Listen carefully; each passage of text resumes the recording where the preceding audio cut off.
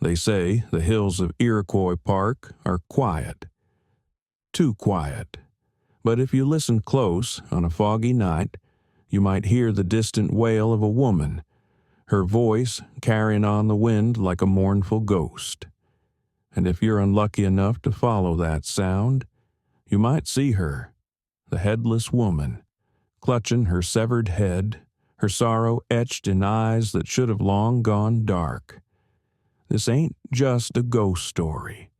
It's a tale woven from the whispers of history, tragedy, and the restless spirits of Kentucky's haunted past. Welcome to Kentucky Melody, where we explore the beauty and mystery of the bluegrass state. If you're new here, don't forget to like, share, and subscribe to our channel. And to our loyal viewers, welcome back. We're so glad to have y'all with us. This story is part of our Scary Stories from Kentucky podcast playlist, where we uncover the eerie, unexplained, and downright spine-chilling tales from across Kentucky. Let's dive in. Nestled in Louisville, Kentucky, Iroquois Park might seem like a peaceful escape, with its rolling hills and quiet woods, but let me tell you, that place has a darker side. They say a headless spirit roams them trails, her tale older in the park itself. Folks who've been there on a misty night, well, they've come out swearing they seen something unnatural. So settle in and let me spin you the yarn of the Headless Woman of Iroquois Park, starting from the very beginning.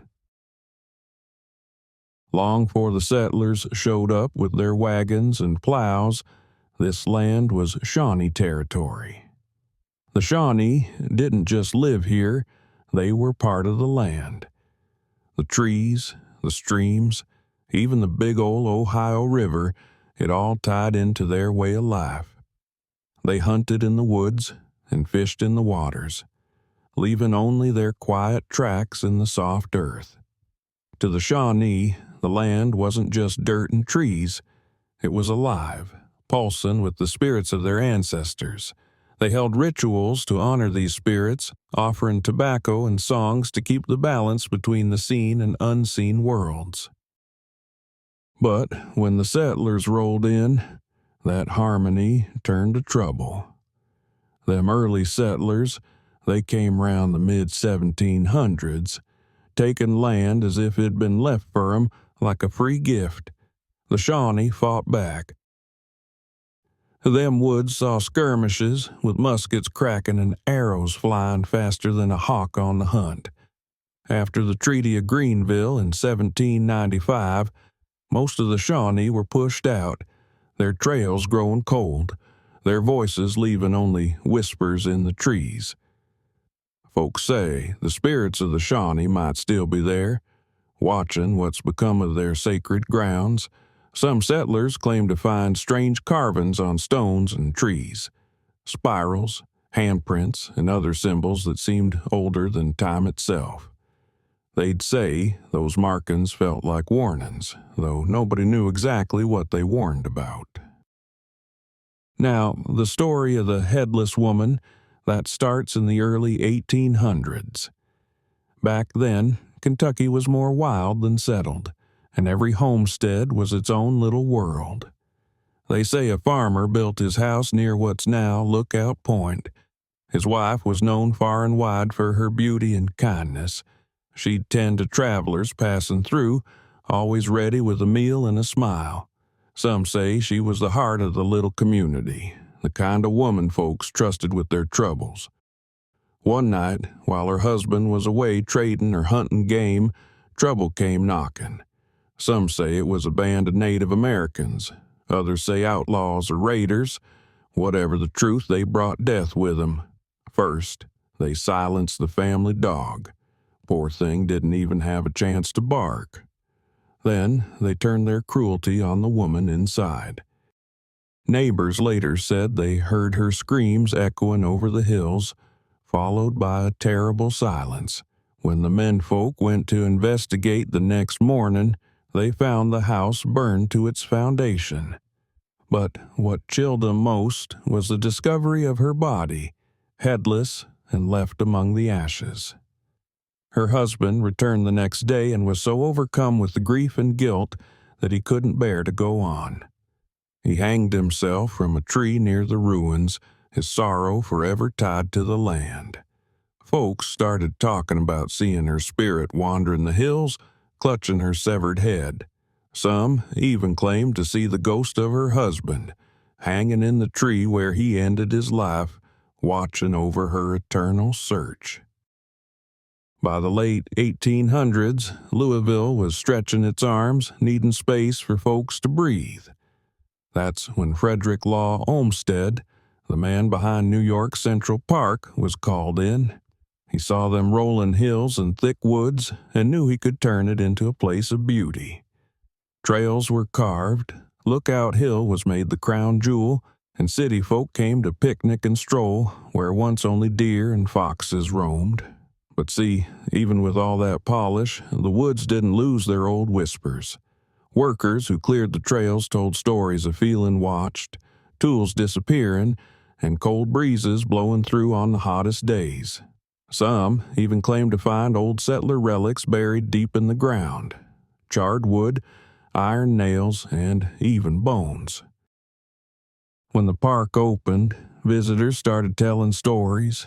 They spoke of cold spots that bit through the summer air, the smell of smoke when there weren't no fires, and a woman in old-timey clothes drifting through the trees. Her severed head was always in her hands, and her eyes, still in that head, looked sadder than a widow's tears. The stories didn't stop, they only grew. In 1910, a group of young men camping near Lookout Point woke in the dead of night to the sound of a woman weeping. When they ventured out of their tent, they saw her, a headless figure in a tattered dress, her hands clutching what they swore was a glowing skull. One of them fainted right then and there, and the others ran, swearing never to return. By the 1950s, teenagers turned the park into a test of bravery. Armed with flashlights and a bottle of moonshine, they'd dare each other to find her. They'd come back pale as ghosts themselves, claiming they saw her gliding through the trees, blood dripping down like rain. Even now, folks tell tales. One hiker, out for a nighttime stroll, said he felt a chill so sharp it bit through his jacket. Then came the smell, like old wood burning, and the low growl of a hound. He turned, and there she was, her eyes meeting his. He ran faster'n he'd ever run, reckoning he'd tempted fate one time too many. The Headless Woman ain't the only spirit in these woods. Late at night, hikers hear footsteps following them, only to turn and find nothing there. Shadowy figures dart between the trees, disappearing like smoke in the wind. And then there's the orbs, ghostly lights that hover just out of reach, glowing soft-like before vanishing into the night. Some folks even talk about time slipping away in strange ways.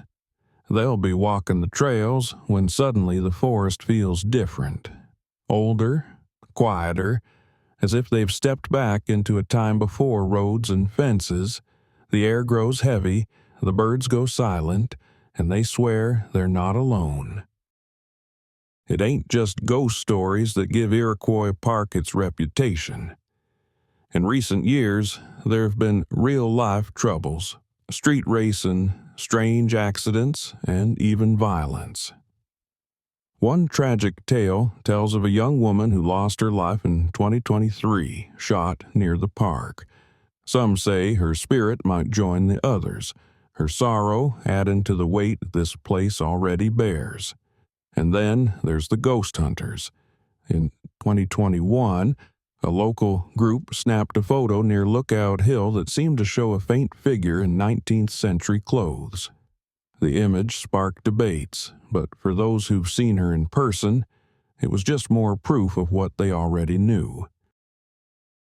Still, there's something about Iroquois Park that calls to folks. Maybe it's the beauty of them hills, or maybe it's the thrill of walking where legends live. Ghost tours wind through its trails now, sharing the tale of the Headless Woman alongside the park's darker history. Whether you're here for peace or looking to meet something from the other side, the park's got a way of sticking with you. You might leave with a heart full of wonder, or maybe a story to keep you awake at night. So now that you've heard the tale, what do you reckon? Do you think the Headless Woman's ghost still wanders them trails, searching for the peace she never found in life? Have you ever been to Iroquois Park yourself and felt something off, like the woods were watching you? If you had the chance, would you go out there on a misty night just to see if the stories are true? Maybe you already have. Did you see the glowing orbs, hear the weeping in the dark, or feel the chill of eyes watching you from the shadows? Or do you reckon this is all just tales spun by scared minds and overactive imaginations? Could it be the land itself, with its deep history and tragic past, holding on to the memories of all that's happened there? Let us know what you think. Are you a believer, a skeptic, or maybe something in between? Drop your thoughts and stories below. We'd love to hear if Iroquois Park has left its mark on you too. Thank you kindly for joining us on this journey into the eerie heart of Iroquois Park. If this tale sent a shiver down your spine, don't forget to hit that like button and subscribe, because we've got more stories waiting in the shadows, ready to chill you to the bone. Turn on them notifications so you don't miss our next tale of terror. Return for our next dive into Kentucky's dark heart, where the stories grow colder and the air thicker. Until then, don't wander too far into the night, or you might not make it back.